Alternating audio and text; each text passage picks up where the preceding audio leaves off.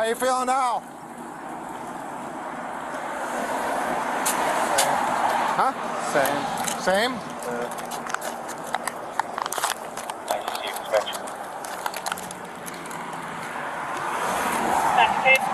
Breathe through your nose. Eastbound 94 They're not immediate security. In case you missed that first wave of cops collapsing on the ground over what they believe are frightening fentanyl overdoses, no worries, because it's still happening. This time it happened to Wisconsin Sheriff's Deputy Adrian Williams, as you saw there. But it's also happened to a Florida cop, Nick Hooser, down in Flagler County.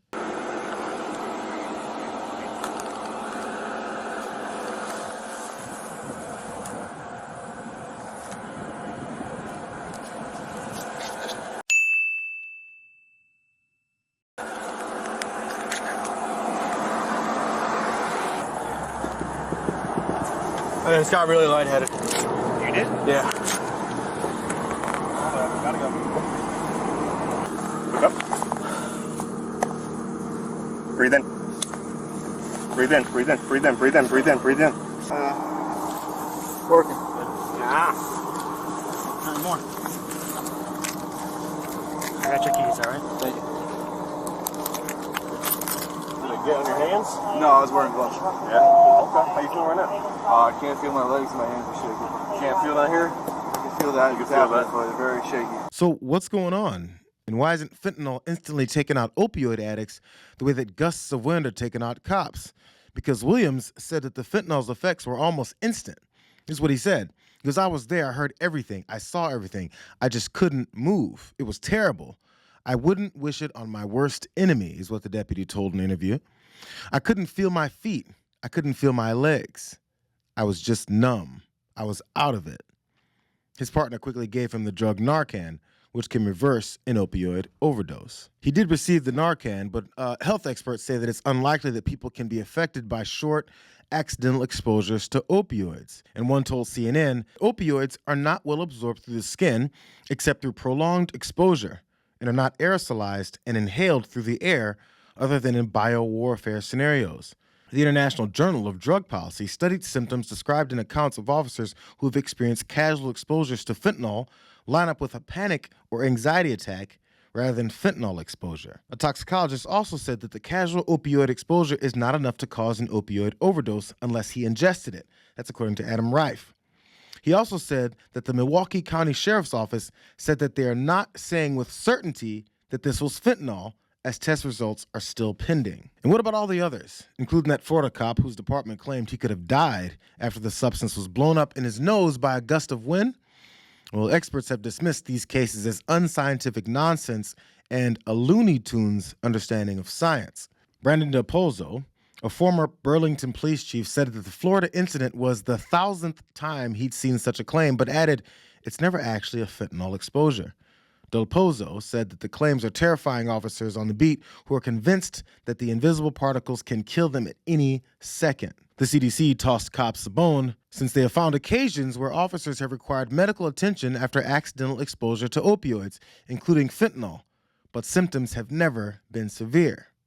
Nor has fentanyl ever been confirmed as the cause of symptoms in these cases by a toxicology report. Regardless, though, Sheriff Rick Staley said in a statement that what happened to his deputy was a perfect example of the dangers law enforcement face each and every day from poison on the streets. And this just might be the point of all this, by the way. Cops are receiving more calls for accountability and scrutiny over their training and handling of their responsibilities, so a little bit of sympathy from Americans could really go a long way if it seems that they're damn near fighting an invisible and deadly enemy. So get off their backs, you know? By the way, remember the San Diego County Sheriff's Department released that pretty dramatic video of one officer when he was exposed to fentanyl. You're okay. Don't be sorry. There's nothing to be sorry about. I got you, okay? I'm not gonna let you die. I'm not gonna let you die. It's okay, just focus on your breathing, okay? Focus on it. I need Narcan! I'm Corporal Scott Crane from the San Diego County Sheriff's Department. My trainee was exposed to fentanyl and nearly died. He found a white substance that he suspected was drugs. It's a powder. It could be cocaine or fentanyl. It tested positive for fentanyl. That stuff's no joke, dude. It's super dangerous. I was like, hey, dude, too close. You can't get that close to it. A couple seconds later, he took some steps back and he collapsed. I don't remember anything after that. Just breathe, buddy. Trying to get him to focus on just breathing. And because, you know, that fentanyl, you can't breathe. It was in an instant. It's as though my lungs just locked up. I couldn't breathe. I was trying to gasp for breath, but I couldn't breathe at all. You're okay. Don't be sorry. There's nothing to be sorry about. After toxicologists jumped on the validity of that video, even describing it as a stunt, the sheriff admitted that the video was produced without any input from physicians, but still said that he was shocked by the reaction from the medical community. Toxicologist Dr. Ryan Marino gave a more plausible explanation for cops' continued commitment to pushing these incidents as legit, even after many experts have debunked them.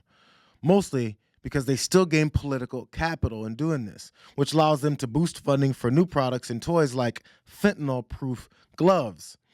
But probably most importantly, Dr. Marino pointed out how misinformation about the risks fentanyl poses to officers has led to the addition of criminal charges, such as endangerment of officers, to drug offenses and increased penalties for something that is scientifically impossible. And we all know increased jail time and penalties are gold for politicians looking to be seen as tough on crime, to police departments justifying their desire for more money, and to prisons they need to illustrate that jails are full and in need of even more for the business of incarceration.